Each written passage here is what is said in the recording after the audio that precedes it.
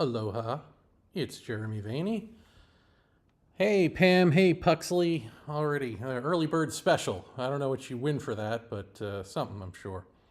I'm going to attempt to take my earpiece out because I can't stand hearing my own echo. But if anything is odd with the audio, will one of you please chime in the comments? Because I got a lot going on here. This is a if something doesn't go completely haywire, I will be terribly surprised and pleasantly pleased. All right. I think you're saying everything is fine. Yeah, prizes. Aloha. Okay. So today we're going to be discussing whether or not this is alien. Dun dun dun. Of course, you already know what my takeaway is on that, so it's not going to be a surprise. But I think we'll then have time to set up for next week's, which may be the last show. I think I'm going to be able to stick the landing next week. We'll find out with what I believe is going on, which is wilder than you can imagine. But first, let me, as always as of the last few shows when I realized I should probably do this, thank the donors. Thank you, everyone who has given money to yours truly. It is sorely needed. Although certainly life is getting better. I think I mentioned that our cat, Alfie, is in the clear. He pooped up the ribbon that he had eaten, so he's not going to die of that. That's good, right? And one of our ducks has been injured. We finally had a little ducky surgery thanks to a neighbor yesterday, and she seems to be doing well, both the duck and the neighbor, come to think of it. That's good. And also good are the donors who have donated, who are David Bauman, Matt in Delaware, Pamela Hudson, Dotes, Denny Reese, Arjulad, Rob Simpson, Ko-Fi supporter, Ian, No Dataset, The Esoteric Wanderer, Christopher, and Carl Eric. You are saints among other people. They should be thanking you because you keep me going for everyone's benefit. But I will thank you because you keep me going for mine and my wife's benefit, and I appreciate that. The ducks appreciate it too. Probably their benefit at this point. Okay, so I think where I'm going to start with this, I didn't realize this until this morning, and I was thinking about it, I'm like, I think I already told this story on like maybe the first episode of this, but I don't think the first seminar. I think the first, like the test episode. So maybe that doesn't count. So I'm going to tell it again if I did tell it there. Of course, I didn't go back and look because I just don't have time. But it won't matter because, oh yeah, there's a visual that's going to go along with this, folks. And let's see if I can pull it up here. This is, I've told this story a million times. I told this story in my movie. I told this story in I Know Why the Aliens Don't Land. Although I didn't have all of the story in I Know Why the Aliens Don't Land. It came, the third and maybe final chapter came a little bit later.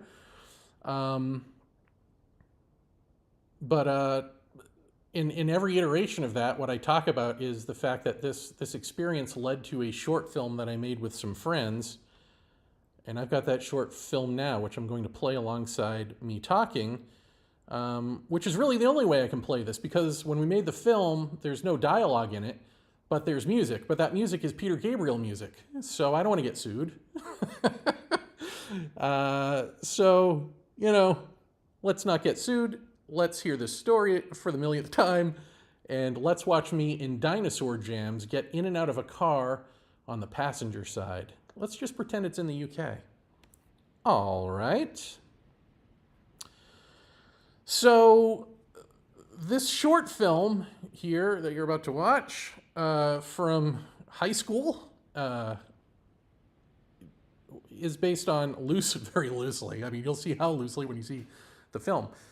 But basically, the story is that part one is my friend Travis and Adam and I, friends Travis, Adam, and I, were driving home from a party. We were driving Adam home first. We had to go through Miles Standish Industrial Park, which had this graveyard there.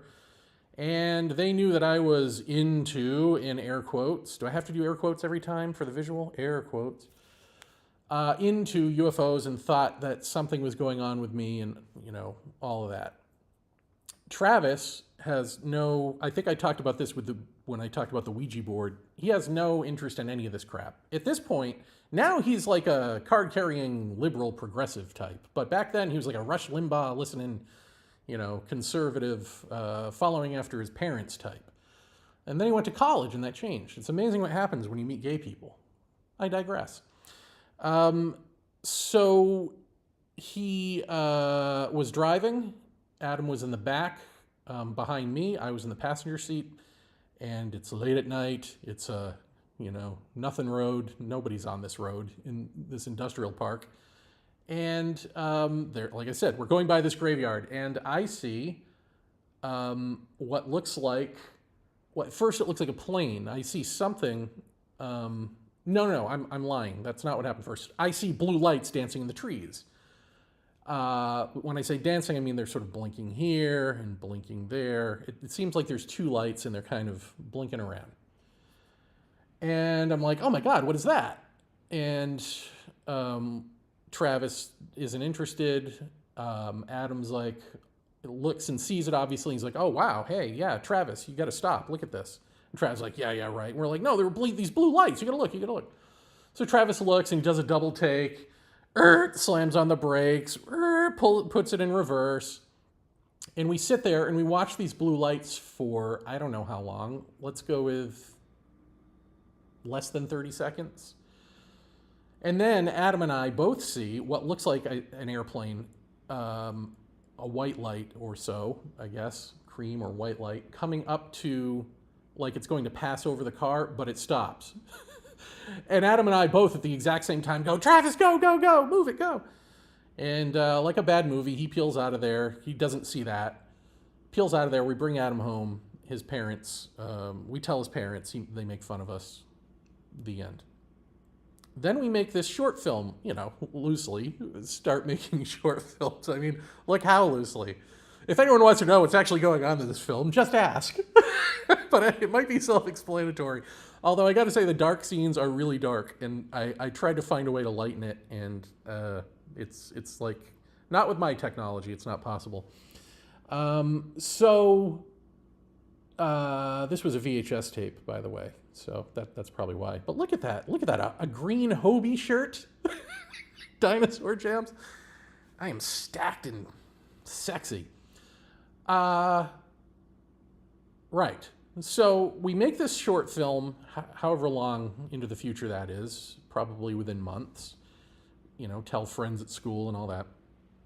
And like a year later, cut to a year later, my mom has some friends from Virginia over, and they've got this daughter, and she's like a new kids on the block kind of kid, and I'm more of a Michael Jackson kind of kid. So, we clash, and we're like, who's bad? So I don't know what to do with her. So I call Travis, and he comes over, and it feels like we're babysitting. She might be a year younger than me, maybe 2 years. I don't know. But like we're in the same age range, I think, if I remember correctly. And he's like, yeah, I don't know. So we call Bill, our friend Bill, and this is early evening. So it's probably around, 5 or 6. Bill lives across town from me. I live, I don't know. I don't remember how long I live. Maybe 15 minutes from the industrial park. Longer than that to the cemetery. But in any event, we call Bill. So he lives hell and gone from the cemetery in the industrial park. And this is a year later. You see what I'm setting up for here. We bring the girl to Bill's, and as we're about to turn into his driveway, he kind of lives in the sticks, but he has a neighbor. And I see, I mean, it's dark out and you can see stars, but I see what looks like a large football field sized black oval that's blocking out the stars go behind his neighbor's house. Like moving kind of slowly, but not, but like obviously it's cruising. And I think like, okay, is that a cloud or something? I don't think, that's got to be my eyes playing tricks on me. We turn into the driveway, and pretty much right there, where Travis should be able to see it if he's looking, are the blue lights from a year ago that we based this film on, in the trees. And I say, Travis, oh, look. And he's like, what? And he doesn't look. And he's like, what? And he looks up, and it's gone. Like the second he looks, it's gone. So he parks the car, and he's like, what did you see? And I say, do you remember The Visitation, which is this movie? And I don't say, this girl doesn't know anything about The Visitation. She doesn't know anything about any of this stuff. So I don't say I saw blue lights in the trees or anything. I just say, you remember The Visitation? He's like, oh, yeah, right. And the girl says, oh, you mean the blue lights? She says, you mean the blue lights that have been following us? And I'm like, you saw them too? And she's like, yeah, I noticed them at the stop sign. So, okay. That's interesting, right?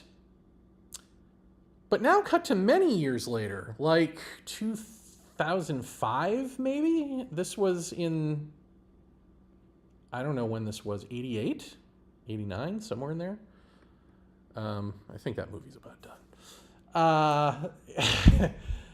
And I'm going to Lions Bald Mountain because in California, I'm living in New York. This is after the big I Am experience. And I've spoken at the Learning Annex, and now the Learning Exchange out in California has offered to fly me out to do the same thing there. Basically, talk off the cuff about aliens and enlightenment or whatever happened to me, But also out there is this guy, Mark Olson, and his brother, who were seeing and filming all sorts of weird UFO stuff up in this place called Lions Bald Mountain in Northern California.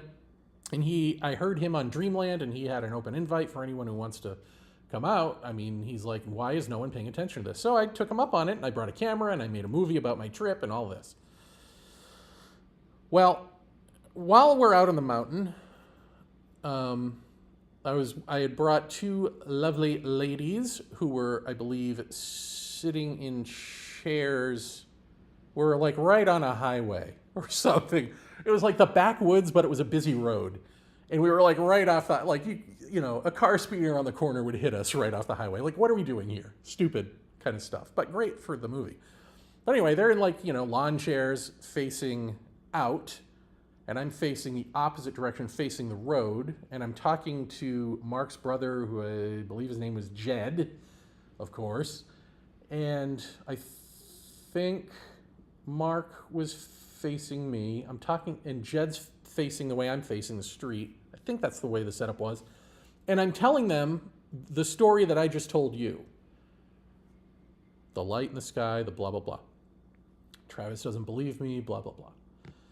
And as I'm telling the story, I see a light. And I mean, it looks like a cream or a white colored light, and it's just getting bigger and bigger and bigger. It's not getting, I mean, I guess it could be just getting brighter and brighter, but it looks as though it's getting closer and closer. And that's not enough for me. Like, I'm so in my head, narcissist that I am, telling my own story, that I ignore kind of that this is even happening, that this light is coming, because lights are not spectacular unless something spectacular happens, right? Then they're just planes or satellites or something. But I guess the spectacular thing was like how low this was and how it was just getting bigger and bigger and brighter. And I think I finally like stopped the story. I was like, oh my God, you see that? And like when everyone turns around, it winks out. It just like winks out. Jed had seen it, and he's like, yeah, so he saw it because he was facing it. And there's a story about narcissism. So that's like a 3-part UFO story that will, in a way, link up to something I'm going to talk about at the end of this. But for now, let's just say that in all three stories that I'm going to share with you here, we see that aliens from another planet are really wasting their technology and their energy just trying to like appear synchronistically to like screw with me, right? I mean, that story, there are lots of people who have that story, lots of experiencers who tell that type of story, that same exact thing. Maybe it's not in 3 parts, maybe it's 1 or 2, but it's the same thing. It's the same setup. It's the synchronistic wink, wink, nudge, nudge kind of joke being played on them. And yet, we're still supposed to say that this is aliens or interdimensional aliens who are doing doctor-like things or doing NAFTA type things, and we demand government disclosure and all of that. But this can't be that, right? And then people say, well, but maybe it's different things. Maybe there's a whole bunch of stuff going on all at once. Maybe it's all of the above in whatever sort of paranormal stew they mean that to mean. Let me just look at the chat here because every now and then I get nervous that no one can hear me. All right, everyone's hearing this.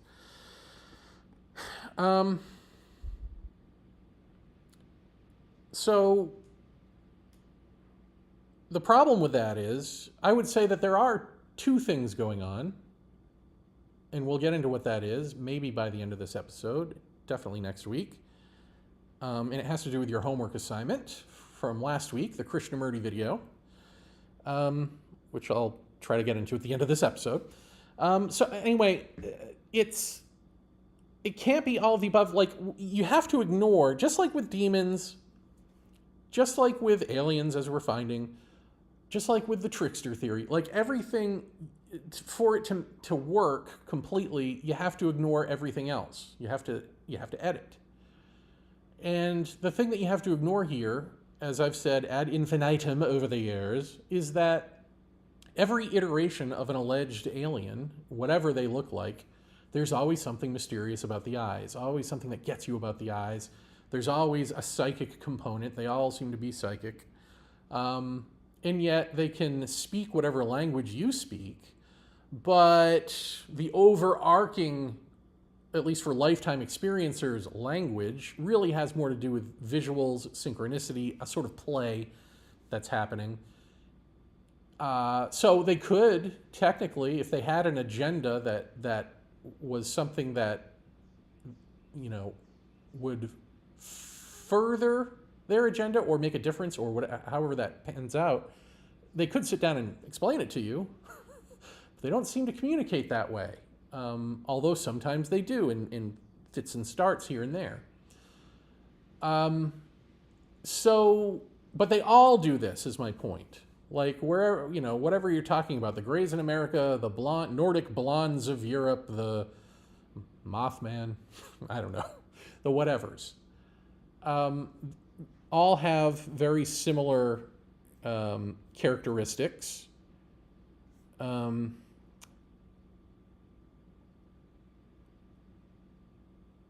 Yeah, so it's almost as though they're arguably one intelligence in many bodies, or one intelligence, presenting as these masks. What do I want to say about this? Anything right now? No, I'm just going to move on to the next one. So, I mean, really what I'm trying to do with this episode is I really wanted to get these few things out into this, these experiences, to tie everything up, to then go, okay, let's re-examine all that we've talked about here in a completely different way. So the second one is ties in. It's the first thing that I can think of that ties in with the Kundalini energy. So obviously the Kundalini and all that was not a product of these alien abductions. but they know about each other. And I felt like I needed to do the Kundalini thing first so that it's not like, so that I don't have to backtrack and explain that this Kundalini awakening happened or whatever. And, you know, it'll all make sense to you if you listen to the last episode. I think that's, yeah, the last one. So this is in 2001. This is October 2001. And I have a gal who I had met online. Always a good beginning. I'm sleeping. So I'm living in Queens, New York. I'm sleeping in that first bedroom with the mattress on the floor, if you remember, the one that hurt my back. That's where I am still. And 9/11 has just happened, and yet somehow I meet this girl online, and she's like, "Sure, I'll come there. We'll be boyfriend and girlfriend. We love each other." You know, it's that love at first sight thing. Or, you know, let's put that in quotes. You know, fake love at first. So she takes bus, she comes there, and my fear, as I have explained to you, of being in a relationship, outside of like the normal psychological baggage stuff of like my parents, the molestation, divorce, the whatever goes into, you know, the defense mechanisms against intimacy. One of them was certainly, at least consciously, that I didn't want to bring this into anyone's life. I didn't want, you know, I fully expected aliens to show up. Like, you know what I mean? Like, that would be just my luck. And so night one, she was there, and we made the sweet, sweet lovin', and the aliens didn't show up. So I breathed a likewise sweet, sweet sigh of relief that, oh, wow, I was wrong. Like, I can have a normal relationship. I can be a real boy, just like Pinocchio. And, oh, great. Life goes on. But then night two rolled around, and I had the most blatant abduction experience where, you know, she's sleeping to my left on this mattress on the floor. Why this woman? I say this every time I tell this story, but I'm always equally flabbergasted every time. I mean, I've got like Michael Jackson and like wrestling posters on the wall, and like I've got my bureau from childhood that has like Star Wars stickers, and it says Jeremy and sparkly letters and stuff. Like, these are warning signs, people. When you see a dude with a mattress on his floor and this stuff up, and he's in his late 20s or mid 20s, you should run. But she ran into my arms. And thankfully, she made it back on a bus. I mean, this isn't an admission that I'm a serial killer. It should be. This should be the beginning of a... But it's not. What it is an admission to is that I wake up on night two because a bright light is coming in through the window, and I have those, you know, blinds or whatever on the window. Bright light wakes me up. I look over, she's asleep. I look at the window. I decide to like sort of crawl over her and peel up one of the blinds, and it's still, I look back down. She's asleep. I don't know what the light source is. I don't see one. It's not bothering her, so screw it. I'm like, it's not bothering her. What do I care? So I roll over. I'm on my back. I mean, I just lie back down and look to my right, and hovering over me, you know, standing there are three gray beings to the blue hue, not like completely gray, but almost a bluish gray. Short, wearing beige tunics, definitely the outfit of astronaut champions all over the universe. No breathing apparatus, funny enough. And they're standing there and they're staring at me. And I am terrified out of my mind. It feels as though they're emoting like a childlike naivete, like a come with us. They don't say anything. There's no psychic anything. I just get this feeling from them. They're like little children, like giddy, kind of like, come with us. But my response is like, ah! Like I scream, but nothing comes out. And the next thing I know, there's no transition, but the next thing I know, I'm standing in sort of a nondescript dark, cavernous room in my boxer shorts as I went to bed in. Everything is through my eyes. This isn't a dream. It doesn't feel like a vision. It feels like a physically real event.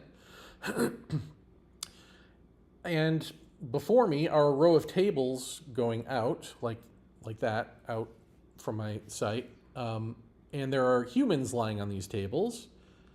I don't know how many tables there are, 4 or 5. They're adults, they're naked, they're male and female. They have a light source over them, which is that same light source that was in through the window, which is sort of a foggy, diffuse white light. It's the same source. Well, we'll get into it in a minute. Anyway, it's got a very particular quality to it.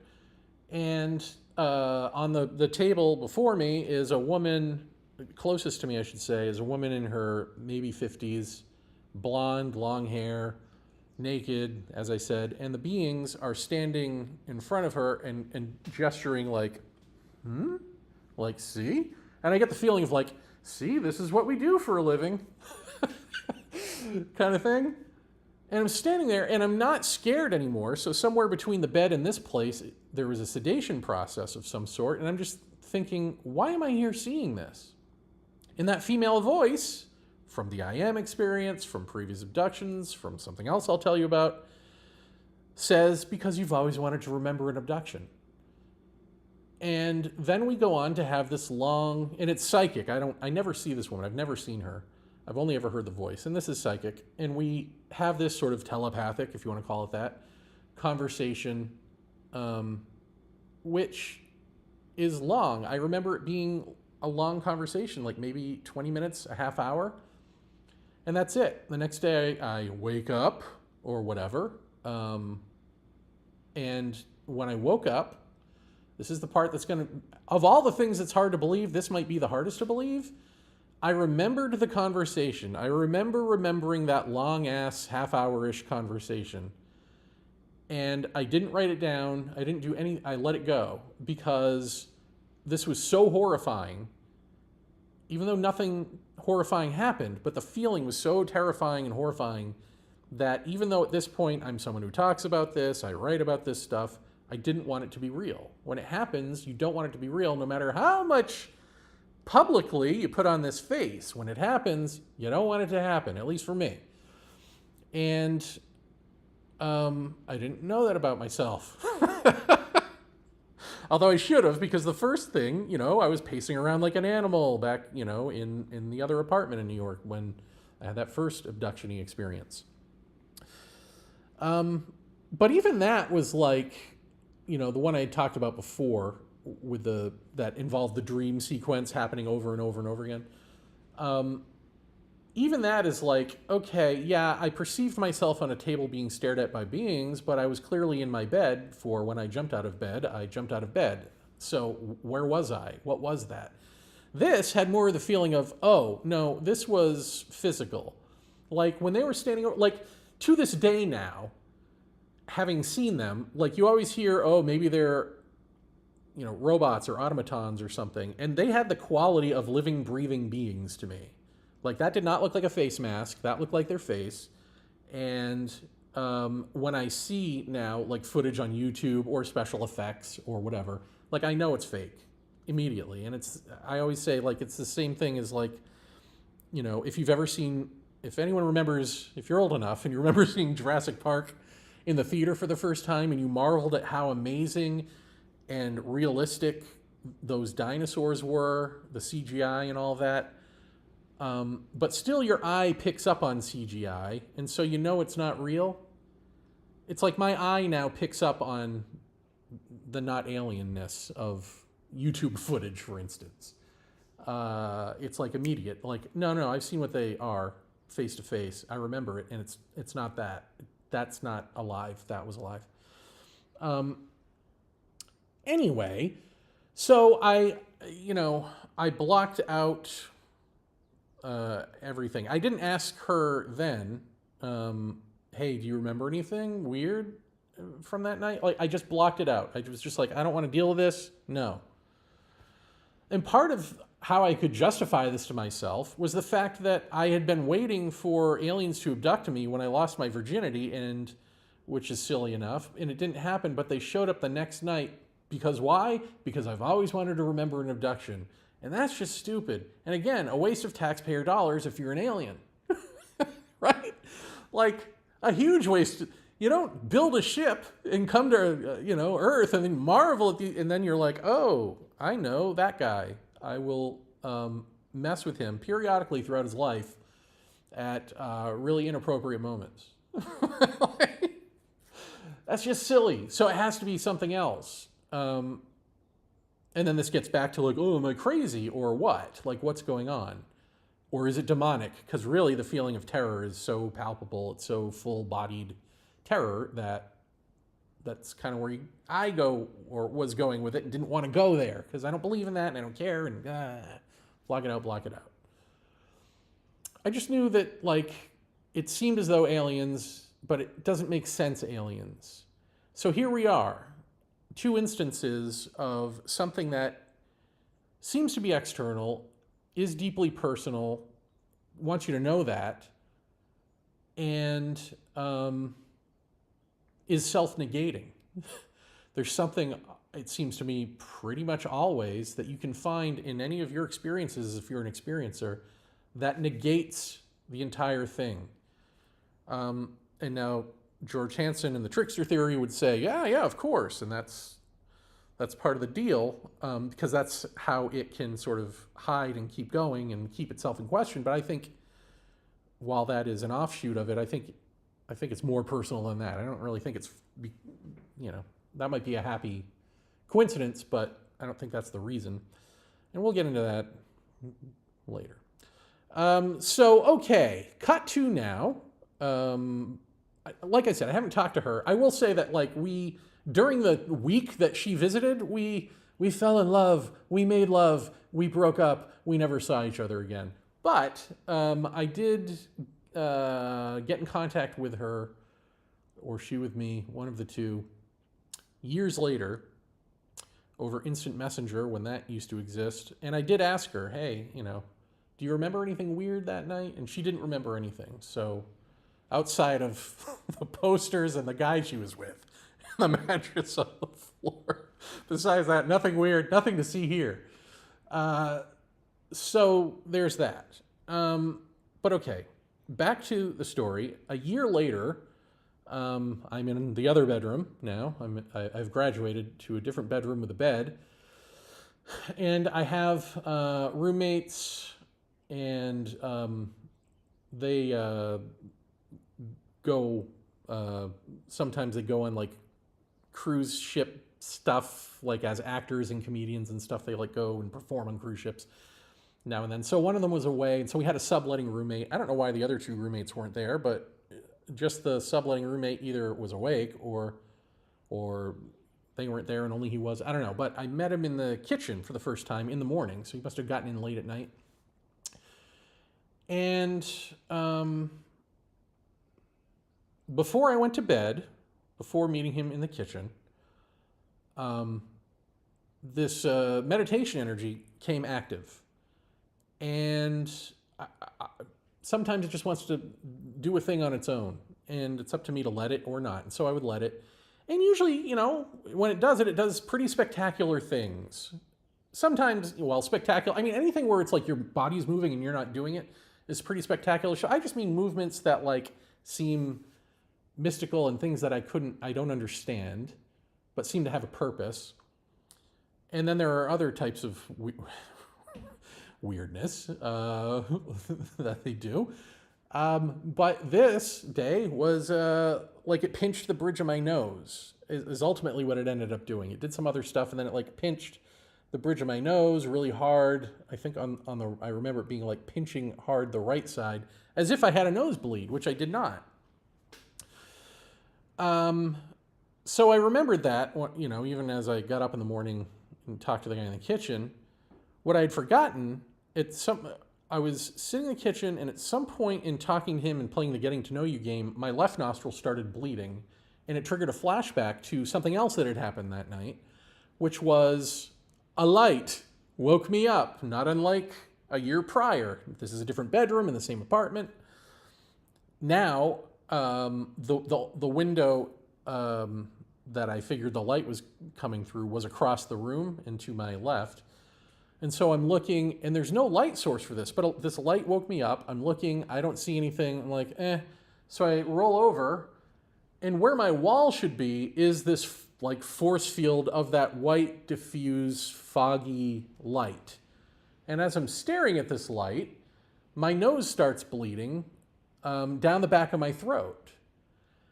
And so I had this flashback of this having happened, and it immediately brought me back to the girl, that incident, because the lights were the same quality of light. And so I immediately flashed back to that. And it was like this synchronistic, like all at once, like, you can't ignore this anymore. That happened. Just stop. Now I can't tell this to the guy I'm just meeting for the first time. All I can do is be like, oh, I got a bloody nose. Oh, this is weird, huh? But what I think happened is this meditation energy, in anticipation of whatever was going to happen that night, cauterized my nose so that when it bled, it would bleed down the back of my throat and not out all over my sheets. But in the morning, as I was sitting there, my nose did bleed, out, as I said, out the left nostril. And that's that. So here again, we have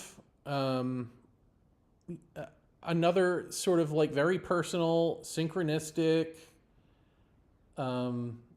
thing that we're supposed to like just pretend is advanced alien technology, right? I mean, if you're a skeptic, you think that there's like psychological reasons that this is happening, or I'm a liar, or whatever you think. But if you're in this, you're supposed to, cottage industry tells you that's what you must believe. Tangentially, you might be able to get away with believing a trickster theory of some sort, but really the trickster theory doesn't tell you anything about the intelligence, and so you may mistakenly, as I have for years, think that, oh, George Hansen and company are really talking about some like evil entity or a trickster, right? Of course, George Hansen would say, don't ask what the intelligence is. That's not the right question to ask. Just notice the patterns. We don't know what the intelligence is. But secretly, if you're me, at least you think, well, but he secretly thinks that this is something, right? So, okay, that's number two. Let me just pause here to check in with you guys. Boop, boop, boop. All right, that's a lot to check in on. I'm not checking in on any of that. I've got a show to do, damn it. I can't be checking in with you people. I'll check in with you later after. See. Because really, do you really want me to watch the top of my head as I try to read? I guess that is a timeless classic of this show. But okay, so what we're seeing here is also, if it's not aliens, what's going on? There again, I want to hammer home this language of synchronicity. It's been with me since forever, or at least since that first UFO. It was the synchronicity of my grandparents having the Time Life Mysteries because my uncle saw a UFO when we thought they would laugh at us for telling them we saw a UFO, and then feeling as though life is being puppeteered from above. Wahaha. Trickster. Let's keep going with that, shall we? I think I have a graphic for this. That's right. I guess I have 4 stories now that I think about it. I'm just going to read this to you, and then you have the option of staring at my beautiful mug or the book there, book cover. This is from Urgency, clearly, and it is another one of those dreams that it's a dream that gets interrupted by this female voice, and this one is hugely spectacular. I don't know how anyone can say.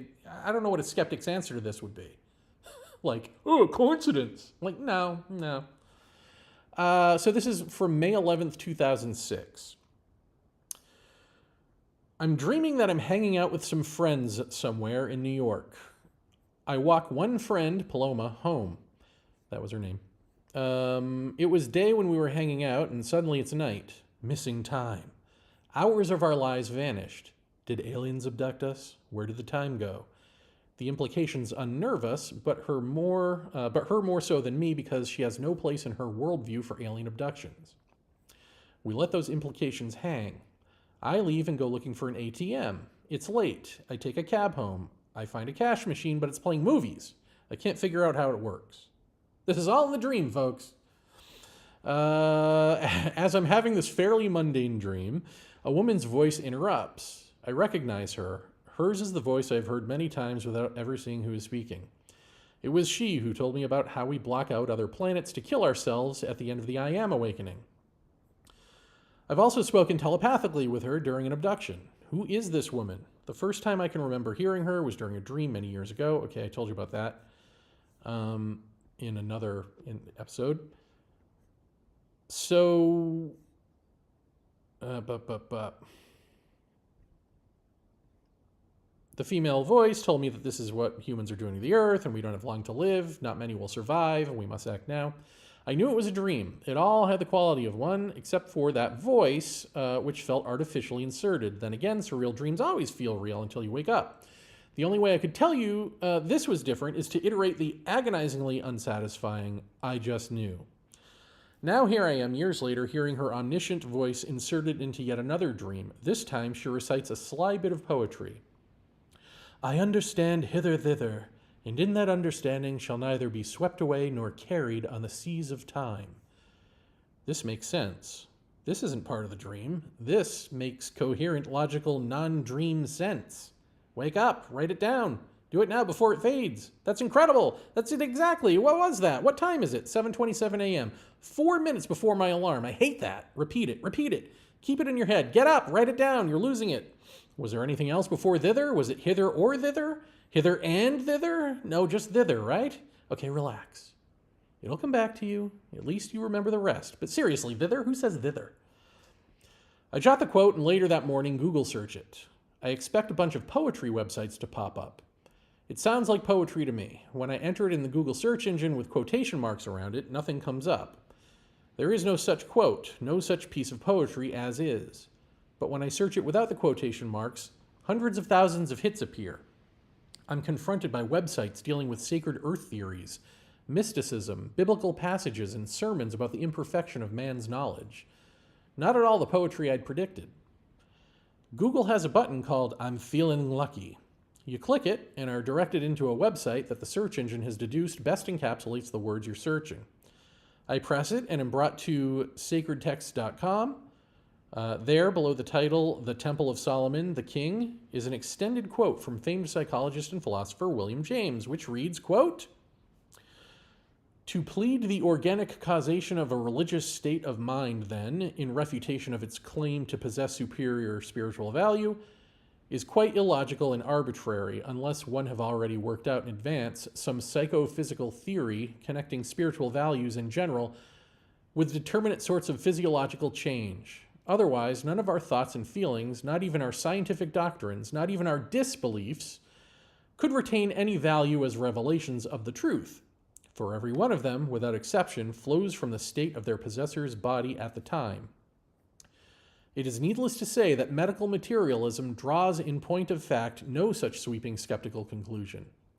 It is sure, just as every simple man is sure, that some states of mind are inwardly superior to others and reveal to us more truth. And in this, it simply makes use of an ordinary spiritual judgment. It has no physiological theory of the production of these in its favorite states, by which it may accredit them, and its attempt to discredit the state which it dislikes by vaguely associating them with nerves and liver and connecting them with names connoting bodily affliction is altogether illogical and inconsistent." End quote.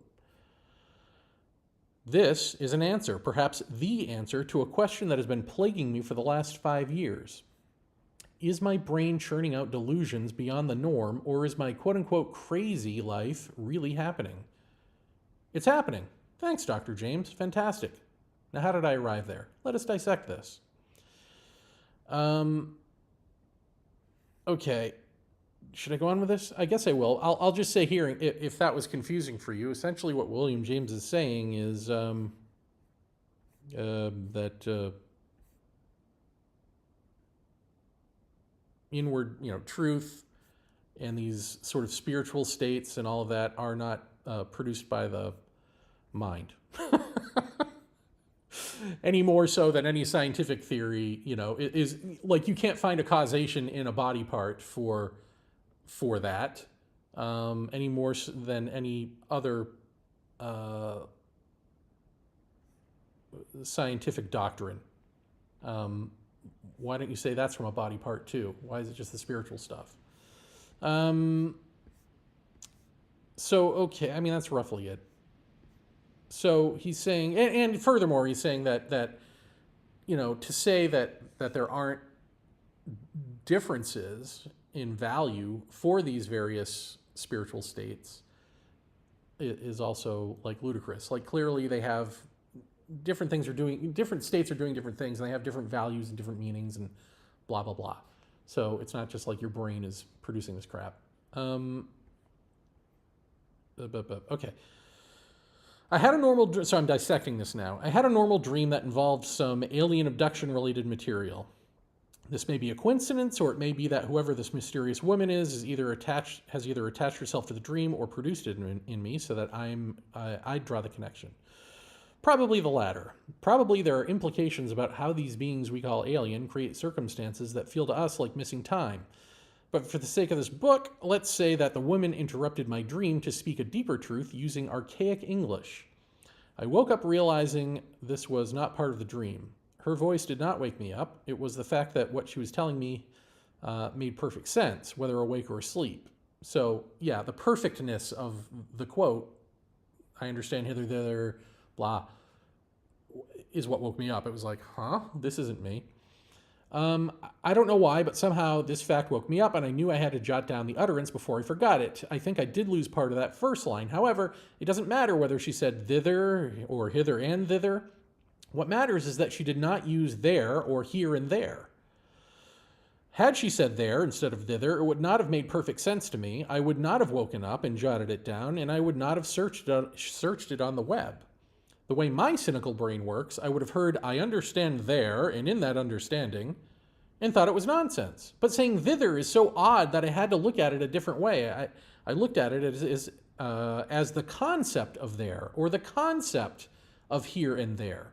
The prose is about surviving death, physical or egoically, it matters not, as an independent entity by understanding deeply the illusion of space-time. Why didn't she just say what she meant in the first place? Well, the last time she tried that, during the I Am Awakening, and you remember that was, do we humans not understand that other planets cannot help us if we continue to block them out and kill ourselves? I ignored her because it sounded like idealistic blather. Furthermore, I wouldn't have looked it up online and found the answer to that material question of whether or not this was all a product of my brain. I don't think it's too much of a stretch to say that my cynicism is one example of many, and that answers to all complex questions from pollution to aliens to God are one answer. It ain't really complicated. We complicate things because doing so means we can put off the solutions for another generation, thereby continuing to live in hoggish comfort. And then I go on and on and on. Oh, I do go on. So, hey, there you guys are. Yeah. So there's that. And that's a quote that I'll tell you, I haven't really ever said this. I understand hither, thither, and in that understanding shall neither be swept away nor carried on the seas of time. It's something that I've pondered quite a bit through the years, but I haven't really pondered it the way I feel like I know that I need to for it to create an effect. So I've never really said that part out loud. But I do feel as though I need to sit with that more or differently for it to flower in the way that the seed was planted to flower, maybe just for me, or maybe it's something I can share with everyone. I don't know.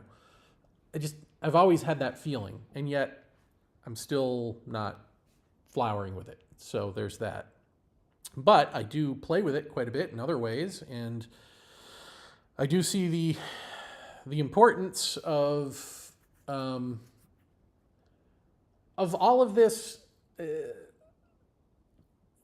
this way of, like, if you look beyond the fact of the synchronicities, like as a language, it's telling you a bunch of things, right? It's telling you the obvious thing. It's pointing me to look it up. It's predicting that I'm going to look it up online and find this William James quote. It's predicting that. So whatever this intelligence is, understands our computers, understands my mind, somehow understands all of this. And somehow it's aliens from another world that would care to bother to do this.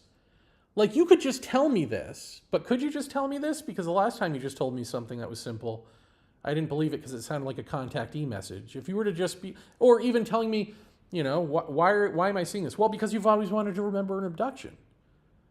Oh. You know, like, when you hear it, it sounds trite, and yet maybe that's the answer. But at the same time, I can't ignore the fact that this, you know, of the timing of this. So it doesn't make sense. It both makes sense and doesn't make sense. In the moment, it makes perfect sense. It's only when you step back and go, wait a minute, what? Wait, put on the brakes here. What sense is it actually making? Is it logical sense? Is it translogical? Is it pre-logical? There are three kinds of logic here. And only one of them is actual logic. So, all right, I'm just going to carry on to the next one in the hopes that if I can get through these, then we can talk more deeply about it.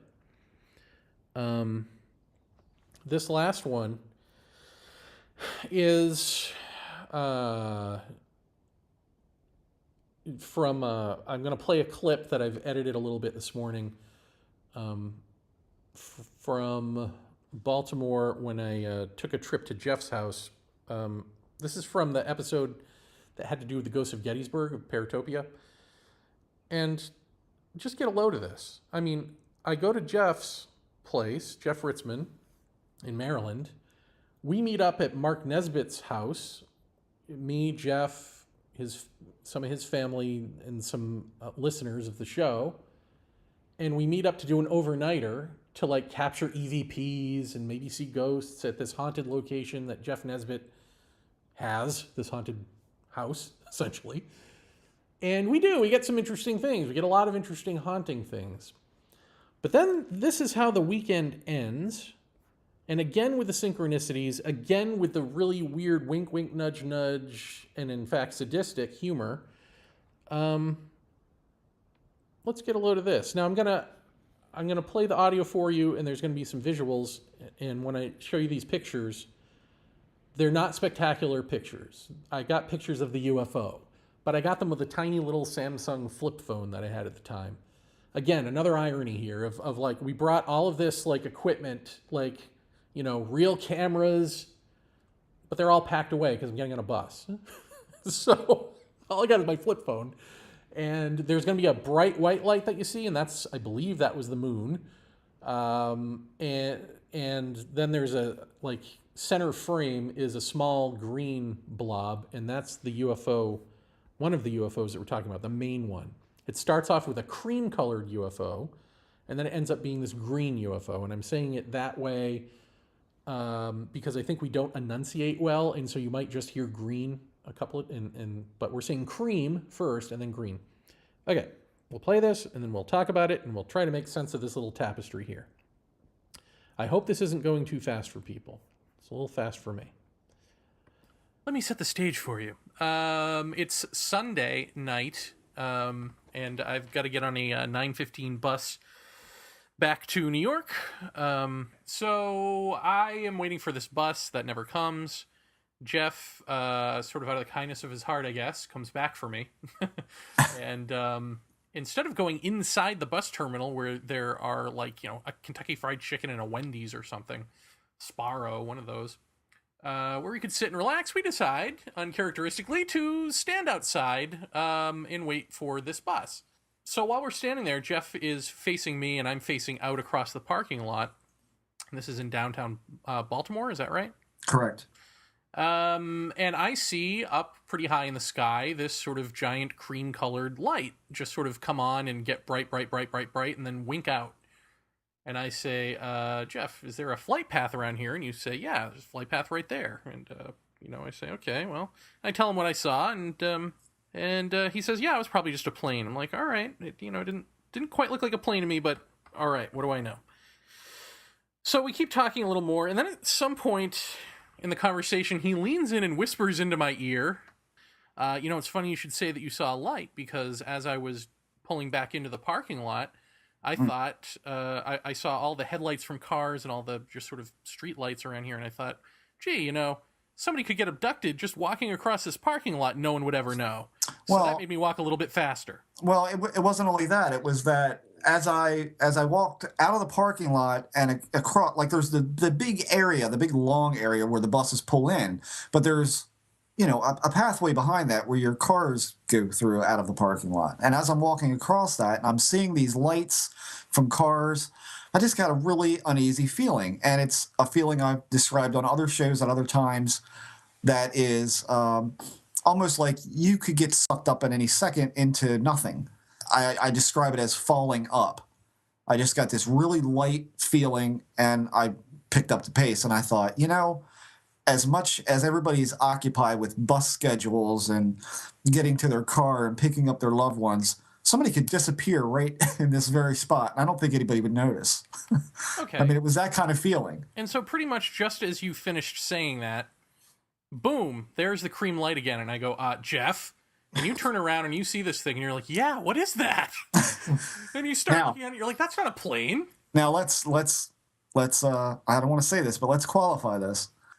We're talking about something slightly bigger than a quarter out the outstretched arm. I mean, I would say maybe double the size of a quarter. Maybe at the outstretched arm, 1.5 inches, almost 2 inches maybe. It's a big light. It's very big. And it's way too high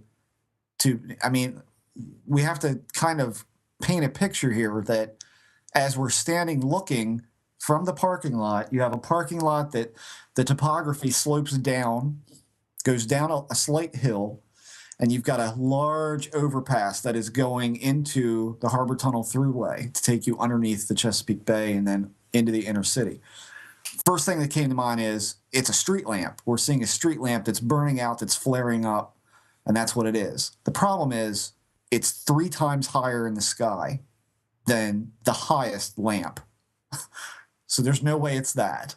When you see an airplane, again, 95 corridor, it is a flight path. I see them every single night on my drive home.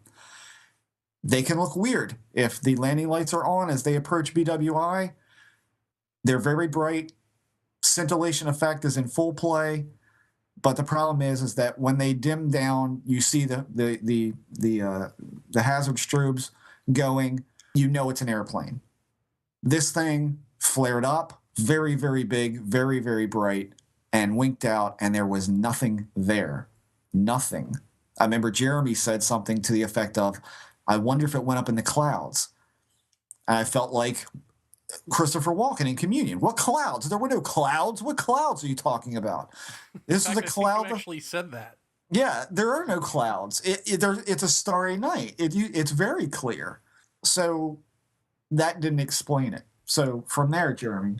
So I went in. I asked, "Where the hell's my bus?" They said, "We don't know." Bus driver.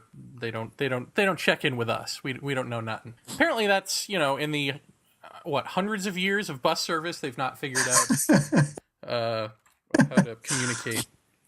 Right. with stations. Once they leave the station, they're rogue bus drivers. That's right. There's a Sarah Palin of transportation. These people. Right. That's it. Okay, so I go back out. We talk about it, and I don't know if it was at that point or the next point where I say, I'm not one to call UFO right away, but I'm calling UFO on this thing. Basically, another light came on lower in the sky. Yeah. That was green. That did the same act. It swelled up and then it blinked out on itself. The platform that you're standing on where the buses pull up, I would say every 6 to 8 feet, there's a square plexiglass covered light. that is above your head, and they're all on. I mean, they're all on all the way across the front end of the bus station. You had noticed that the light went out above me, and you said, that it's funny that light went out, because I was just thinking, wouldn't it be weird wouldn't it be great if the light would go out, so that way we could take a picture of it, we could see it better, and we could, maybe take a picture of it. Yeah, let's lighten your eyes. Let's lighten your eyes. Right. Yeah. So you had said that when that happened, and then I got my camera out, my camera phone out. I'm like, yeah, good idea. We should take, a picture if this thing comes back. Right. Right. If the light had gone back on over me subsequently, and then at some point it went back out again. And as soon as it went back out again, Jeff goes, okay, get your camera ready. And then as soon as he said that, bing, there's the green light. It was like clockwork. And I was like, you've got to be kidding me. So I took a photo of this thing. Yeah. It winks back out. We're like, this is insane. And then the light goes back on over me again. The next time it happens, the light goes out over me and over Jeff. There's like a square one sort of like diagonal to Jeff. Mm-hmm. So it's like light over me goes out, that light goes out, bang, there's the green object. Again. And there's no way that this could be in any way related to the bus station. No. I mean, this thing is like not, this is way far away. Yeah, it is. It is. And again, let's make it clear that the big white light or cream colored light was, I would say, 35 to 40 degrees off the horizon, pretty high up. The green light was less than that, but it was closer to the horizon, needless to say, but nowhere even remotely close to being near the overpass lights. I mean, still well above that. And quite far away. I mean, if I had to judge it from the vantage point that we were, I would say it was over water. No fireworks being shot off. I mean, damn sure had a weird look about it. It did not look like a flare. It did not look like a spotlight. It did not, I mean, it looked like a spotlight in the freaking air, aimed right at you. That's the quality that it had. And the fact that I timed it, I set my watch. We had a 7-minute interval, a 14-minute interval, a 3-minute, and an 8-minute, I think, or 9-minute. So it was completely erratic. There was no pattern whatsoever as far as time. Anytime we would say something, it would respond. Yeah, that was the pattern, yeah. Yeah. So this goes on. I don't remember how many times this thing came on. Was it much more than that before we went out into the parking lot? No. I mean, I think after that last time when I said get ready, I think it was one more time after that, and then we said let's and you said, you know what it's doing? It's staring at us to go out in the parking lot. Right. And I'm thinking, I'm not going out there. And then I'm like, well, I am. And then I think you I think anytime that there's even the hint that you're being a wimp, you're like, well, I'm gonna go. Forget it, I'm going. And then you like run out into the parking lot. Sooner or later, you just realize at least I'll have somebody to talk to while I'm sitting naked on the bench.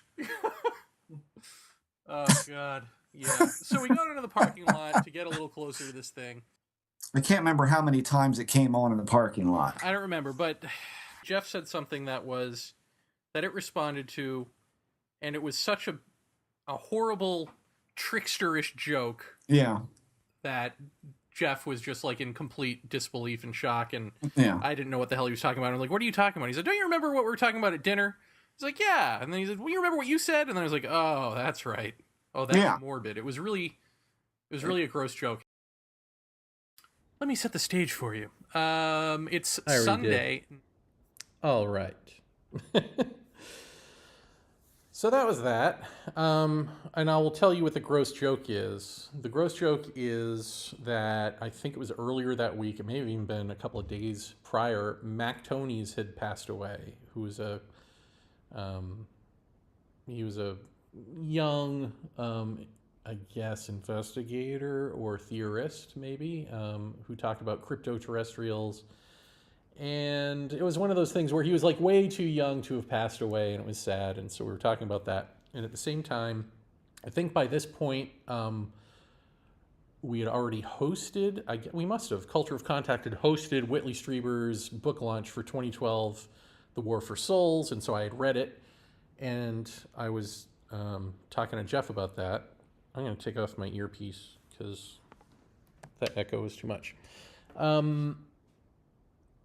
Yeah, so 2012, The War for Souls, and which is essentially about like reptilian aliens who use human souls the way we use gas and oil to like make their UFOs run.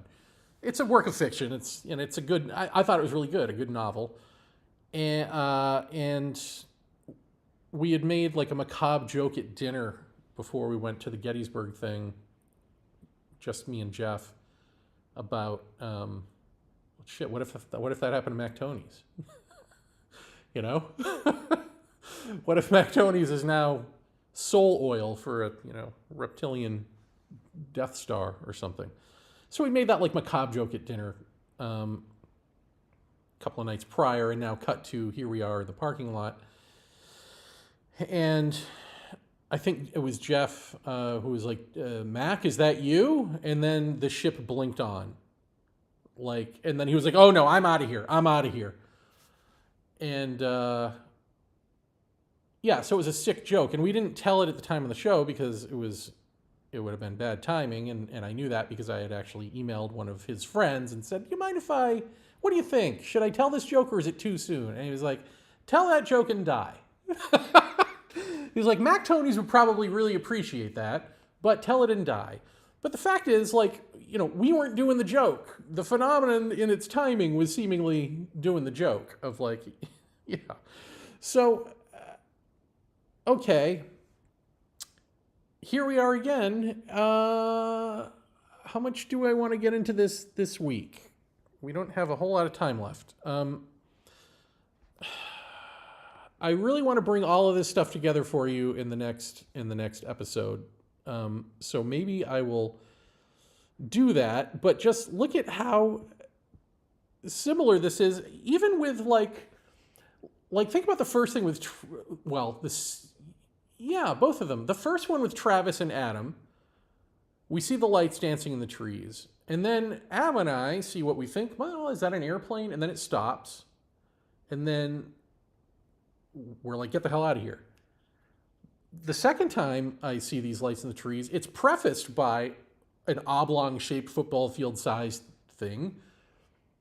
Oh, is that a cloud or is that a UFO? What is that that's blocking out the stars? It's probably nothing. And then, oh my God. And then here, in the 2005 version, it's this bright light. It's getting brighter and brighter, this light. And then maybe I should pay attention to that. Oh my God, what is that? And then it's gone. And then here we have, I start seeing this cream-colored light. And then maybe we should pay attention to that. Jeff, I think there's a UFO. And then it's gone. But then comes the green light that sort of plays with us. But there's always that element there, right? What is that? That element of, sometimes it happens before the event and sometimes, sort of during the event or after, or it ends the event because you get the hell out of there. But it's a moment of is it, isn't it? But also, is it a moment of almost, or is it just we're interpreting it as menace in some way? I'm just thinking as I'm right now, I haven't thought this through, but just obviously seeing that thing stop was the moment where we were like, get the hell out of here. Seeing the thing go behind the house was just a moment of I don't know. Well, I guess that got me looking up and in the direction. If you follow the sight line as we turn into the driveway, I'm looking up and in the direction of the trees where I'm then going to see these blue lights. So there seems to be, I guess you could argue that there's a function to that, right? It may serve different functions, but there's a function to that. And of course, the obvious function is it's there just long enough for you to notice and then be thought a fool by anyone who looks and doesn't see it because it's self-negating. But also with this, what we're talking about in terms of directionality with the green light is something that Whitley Strieber had talked about. Linda Moulton Howe used to promote this fake drone footage. It's a hoax. Jeff debunked it, of all people, at one point, and others had debunked it as well and brought it to Linda Moulton Howe's attention, and yet she still remained steadfast in her denials that it was anything other than real, this so-called dragonfly drone. if you guys remember that.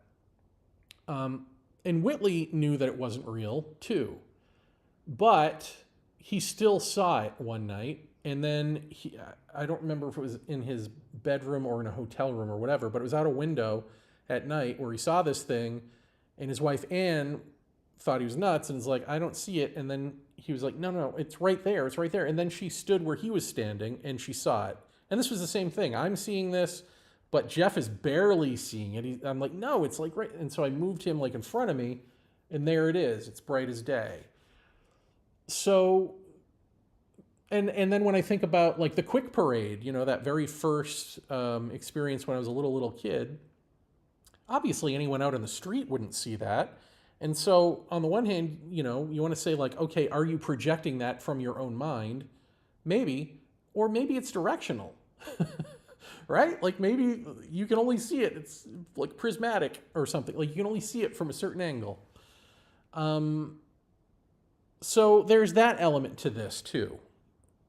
So let's just keep all of this in mind as we move forward into the next and perhaps last episode.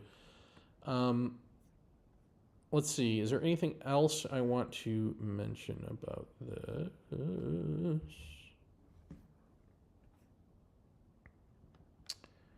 I'm going to check my phone too, because sometimes I keep things on my phone.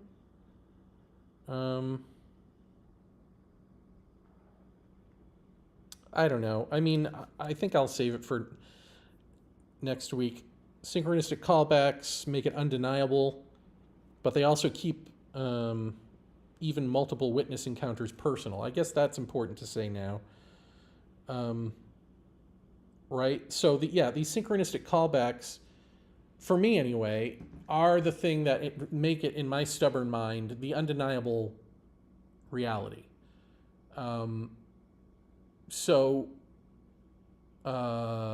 Because in my mind always wants to shut it out and say, no, this isn't happening.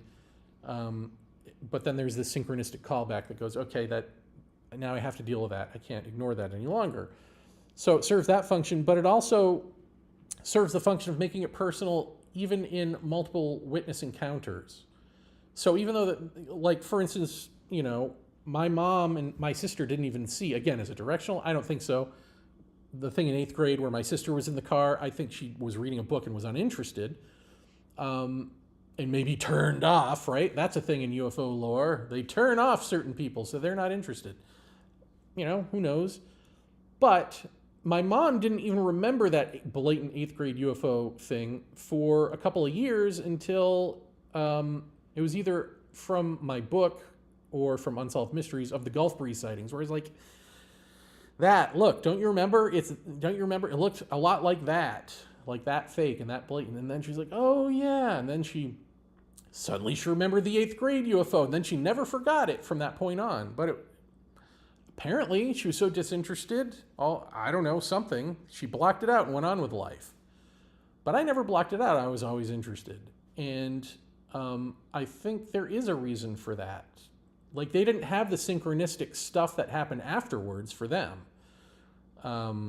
They didn't see, or they didn't take it in as synchronistic that the grandparents had time-life mysteries of the unexplained, and my uncle had seen a UFO. Like, to them, that's just, oh yeah, that's interesting. But really, that's it. And to me, it was like a wake-up call. So each time these synchronistic things are a wake-up call, and while in general I think it's true that any of the people involved could have synchronistic moments that for them were synchronistic and had meaning, they didn't. Like, so I guess I'm trying to make the case that, like, this is, for me, even though there are witnesses, and the proof in the pudding is that they don't really care. With the exception of Jeff Ritzmann, who's obviously also an experiencer, and sees all of this too. So that's interesting. I mean, I want to sort of skirt around it because I want to really talk about all this stuff next week. I just want all the pieces of the puzzle on the table before we put the puzzle together in a completely different way. But I will address the homework assignment, which again is going to really become a big deal next week. But if you watched the Krishnamurti video that I had posted a link to, somebody had said they didn't understand really what was going on there and that there was a language barrier. So I would say watch it with the subtitles, because the subtitles are perfectly well done and they're in English. I mean, the whole thing's in English, but there are accents. I get it. And also, if you haven't ever thought about like duality, non-duality, it can be hard to understand, but the basic gist is Jiddu Krishnamurti is the real deal. This is like the closest thing you're going to get to Buddha in your lifetime is Jiddu Krishnamurti. And he finally answered, whether any of that stuff that he was raised in the theosophical cult in terms of like spiritual masters on an etheric plane coming to you and all, whether any of that is real.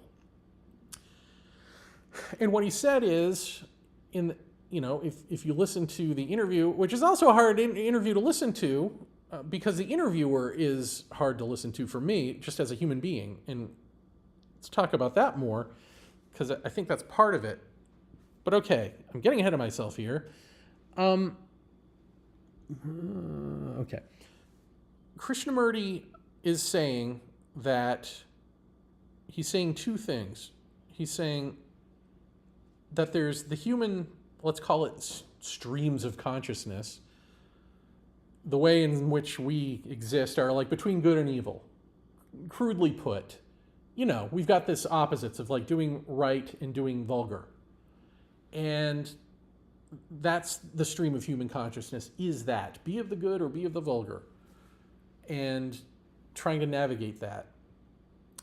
And then there's this other stream, which is its own consciousness, which is truth, wisdom, all of that. And is it possible that this stream sometimes sends an avatar because it looks around and sees like something's going wrong down there with people and we need to change something? Does it send an avatar, a master or something? Yes. But also, if you can't touch that. It's like the difference between the ground and the sky. The sky can touch the ground, but the ground can't touch the sky. And so when we of the ground look at that, we bring it to us. We put it within our own framework of good and evil. And so when we ask for or concentrate on or whatever, a spiritual master, somebody to come and help us, what we're going to get is out of our own stream of thought. Essentially, you're going to see something. You're going to get the thing you want, but be careful what you wish for, because it's going to be of that stream. You can't touch that. Your prayers are going unheard. It's only going heard within the stream of human consciousness, and a God or a whatever, a spirit or a whatever you want to call it, will answer you from within human consciousness. And so there are these two dynamics going on. And this is where we're going to be going with this next week, is that this is true of this alien abduction phenomenon. And what's interesting is, I wrote about this in my book, I Am to Tell You This and I'm to Tell You It Is Fiction.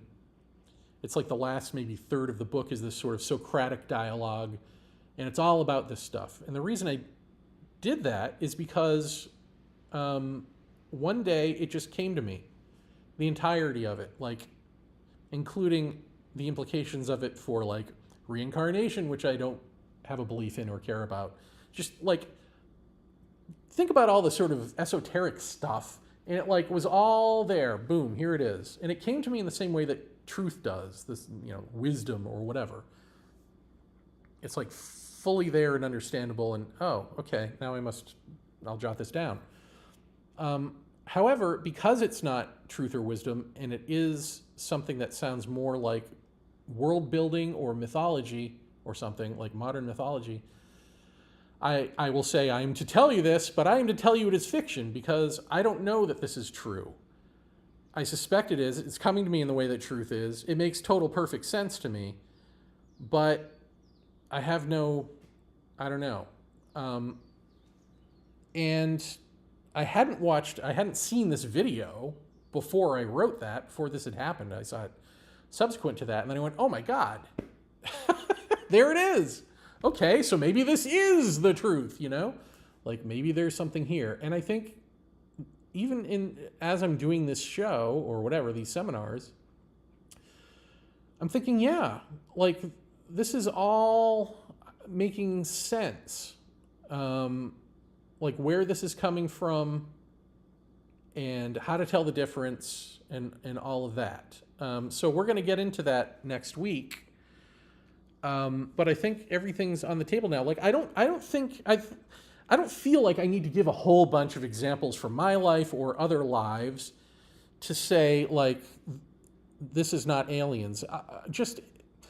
I'll give you one more thing. If anyone's familiar with the Dorothy Izot case, Dorothy Izot, I believe she's a Canadian woman, who was taking 8mm footage of something, lights, aliens, another universe being seen in the sky, all this sort of spectacular footage. And I guess what made it spectacular, according to the claim of the researchers anyway, is that some of the footage was seen between frames.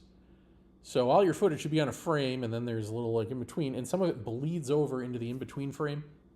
Okay. I mean, the reason I like to stick with my own stuff is because I know that I'm not lying. So I don't know that she's not a hoaxer. I don't know that she's not just wrong and that these guys are cashing in the way ufologists tend to do when they have a case that they think they can cash in on. Everyone signed a non-disclosure agreement, and now I own your case. But something she said strikes me as fairly true, struck Jeff as fairly true when he first heard it, which is that she was a religious person. I think she's still alive. I don't know why I'm talking about her in the past tense, but maybe I'm wrong. Maybe she's dead. I don't know. Is or was a religious person. And she was seeing this stuff, and she thought it was aliens, and they seemed to be friendly. Like they would sort of like show up. And she had a good feeling about it. And then she told her priest about it, and her priest was like, no, that's demonic. You need to stop filming these things. You need to disengage with this completely. And then that scared her. And when she was scared, suddenly it turned to demonic. Suddenly she started having like, demonic infestation type phenomenon in her house. So her perception of it changed, and then it changed with it. And because that had happened, she decided, I don't like this, so I'm going to go back to thinking they're friendly aliens. And when she did that, it went back to being friendly aliens. So to me, that smacks of reality to me.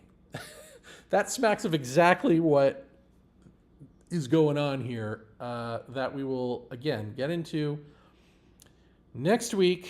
And now I will look and see if anyone has any questions. I guess I should also say it before we close out. I keep saying this. I think next week's is the last. I don't think I'm going to be getting into First Nations stuff or the Kogi the way I said I was, or any of the myriad things that I had jotted down, because I don't think they're necessary for this. But if anyone wants to go further into other things, we can do a free-form episode on that. Just not, in the way that I did some other episodes of this Culture of Contact. We can also carry it over into a live show, Wise Ask, which I had talked about. Like, I kind of want to do a periodic, like, live stream thing, just because I like the name Wise Ask. Because I think I'm clever, and I want that to stay out there. But I no longer, the Wisdom app doesn't exist anymore, on which that show existed. So that was a live show for that app. I'd continue just doing this stream and calling it Wise Ask. That way, all the Culture Contact stuff stays its own, it doesn't get too unwieldy. It stays its own congealed thing. So if that interests you and you have questions or comments or ideas for topics that you want to see out there, let me know. Go to this show thread even on ko-fi.com/JVay and let me know. However you know to get in touch with me, let me know. And now, The portion of the program where you stare at my head. Okay.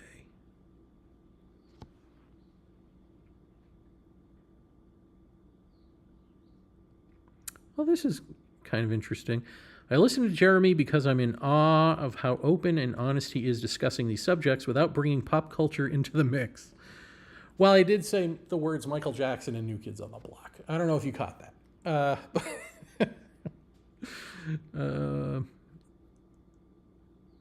I do pay attention to science's latest creation myth, the sim hypothesis.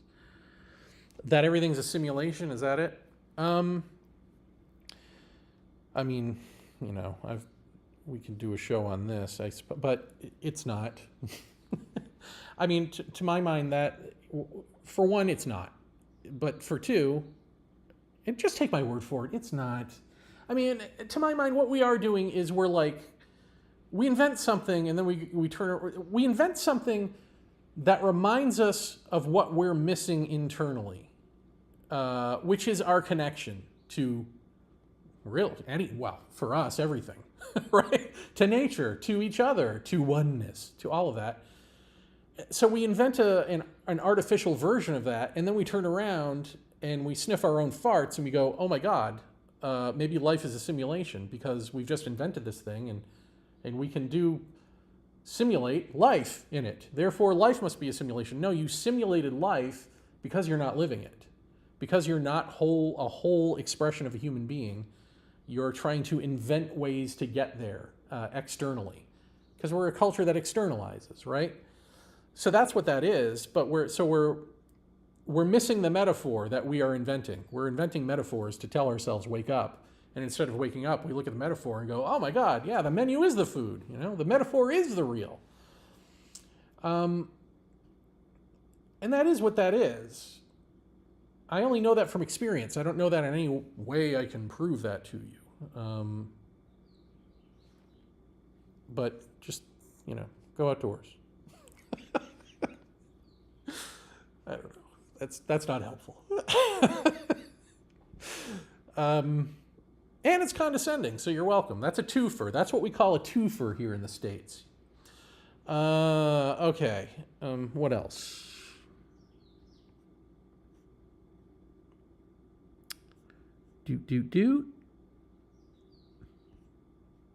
Okay.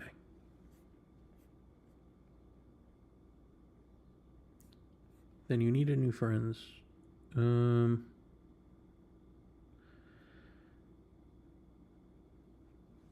Yeah, so Puxley is saying that he stopped talking about synchronicities and some of his experiences because he realized he was alienating himself with some friends. And then Tracy, my buddy Tracy, says, then you need new friends. It's true. The problem is the friends you end up with are going to be like New Age people who think that the journey is the thing and it's all about them. And, you know, and then you got to start listening to every single dream they've ever had. And who wants that? You know, like how many of you are really excited that I recited some dreams that I think were actually, you know, important to the greater dialogue. Now imagine if I was just like sharing my personal dreams that I think nothing of. Those are the friends you end up with. Okay. God, the great thing about having a big God experience is you can come back and still be a bastard. And that's really a blessing. Anything else I need? I don't think so. Okay, so I'm saving all of the like deep stuff about all of this, as I keep telling you, for next week. So come back. That's the big one. I will say,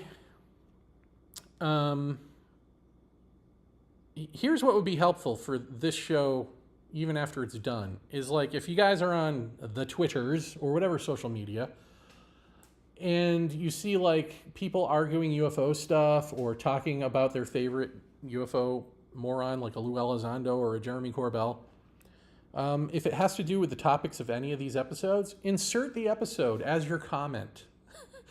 Try to get these people off that crap and like listening to something else.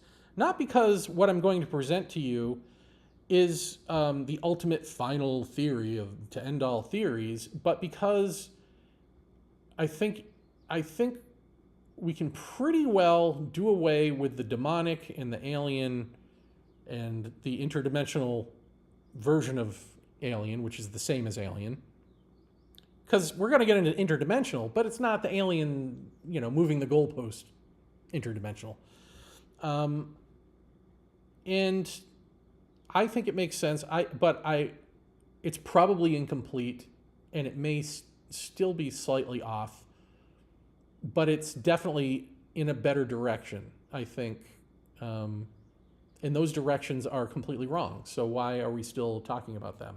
So just show them there's a different way to think about this stuff that may involve them learning new things, which I know we all want, like the advanced aliens, to talk to us as we are, to our dumb selves. We don't want to learn anything. We don't want to, but you got to start learning new things. You got to try to be the advanced alien, will you? Don't leave it on the aliens. I guess okay, I will close out finally and say,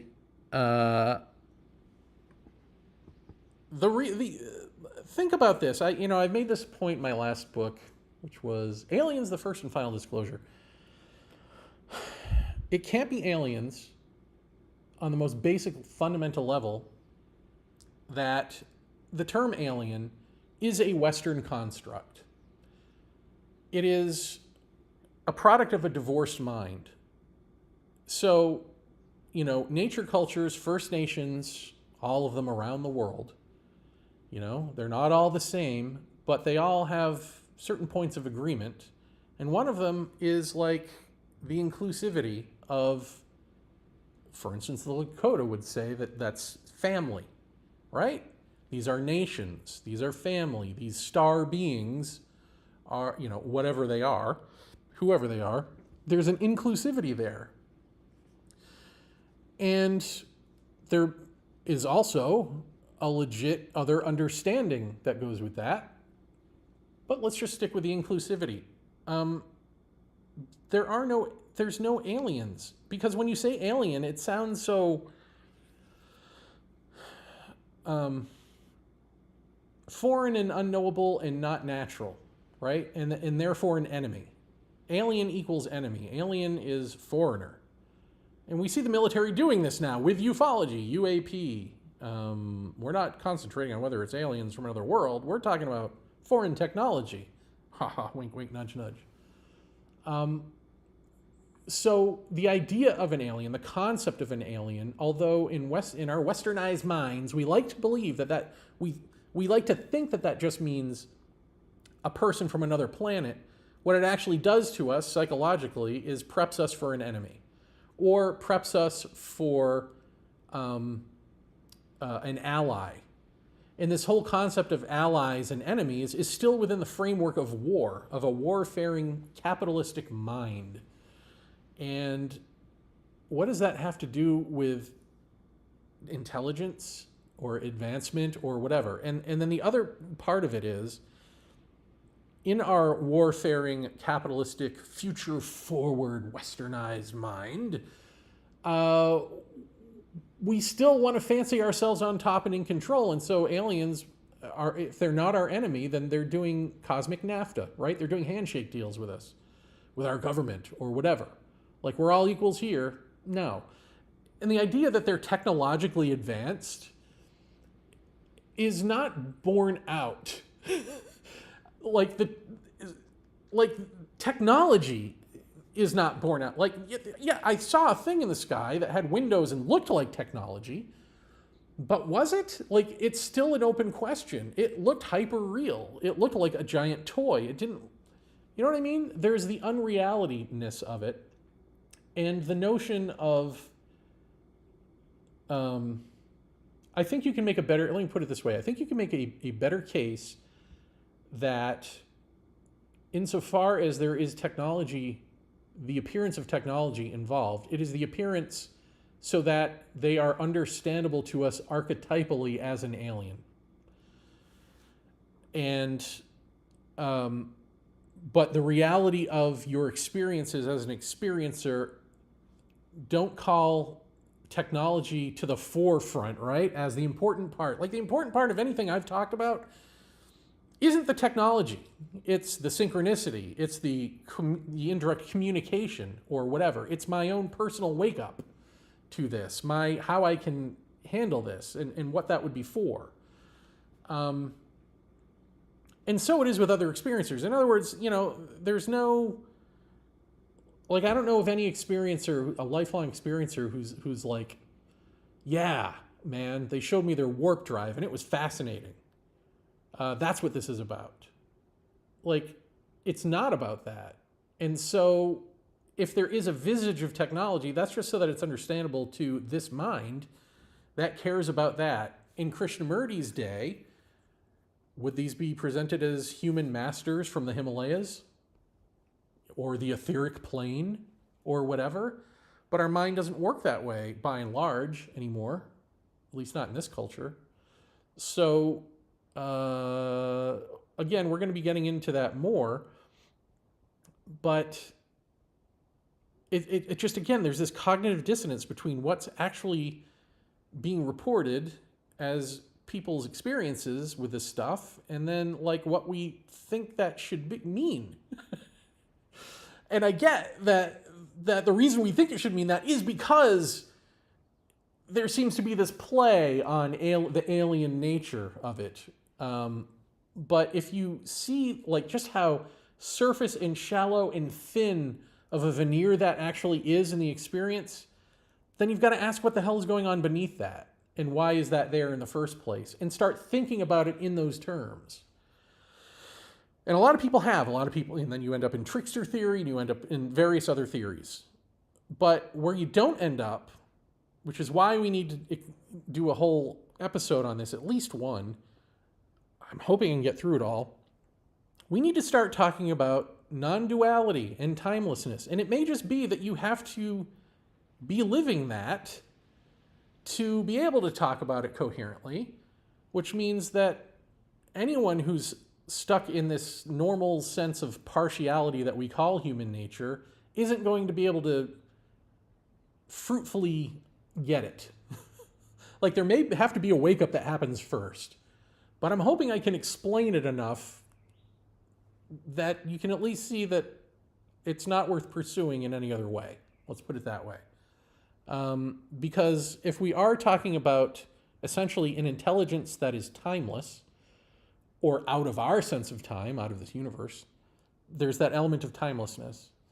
And if we can in fact be timeless intelligence in a body in time, and we can, I know this firsthand, then maybe we need to get there first. And maybe it's important to see not technologically advanced aliens, but whole expressions of consciousness in another body, self-actualized beings in other bodies, for which there is no hierarchical advancement in the way that there is technological advancement, but for which there is a ceiling of consciousness, and we can meet them at that ceiling as equals, and that in fact we must.